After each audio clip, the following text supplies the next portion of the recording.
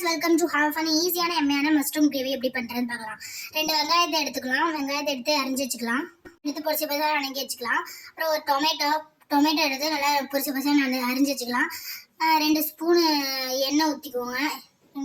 அது வந்து கொதிச்சோன்னே என்னென்ன போடணும்னா பட்டை கொஞ்சம் போட்டுங்க.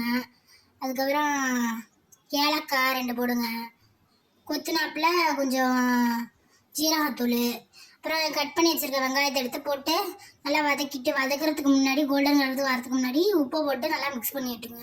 ஒரு இஞ்சி பூண்டு பேஸ்ட்டு, அப்புறம் வந்து தக்காளி, இஞ்சி பூண்டு பேஸ்ட்டு நல்லா மிக்ஸ் பண்ணி இஞ்சி பூண்டு வாசனை போடணும். அப்புறம் கருவேப்பிலை போட்டு அப்பெல்லாம் 4 கருவேப்பிலை எடுத்து போட்டு நல்லா மிக்ஸ் பண்ணி விட்டுக்கணும். அப்புறம் மிளகாத்தூள், மஞ்சத்தூள், ஒரு 1 டீஸ்பூனு, பெப்பர் தூள் அது 1 டீஸ்பூன் போட்டுக்கணும்.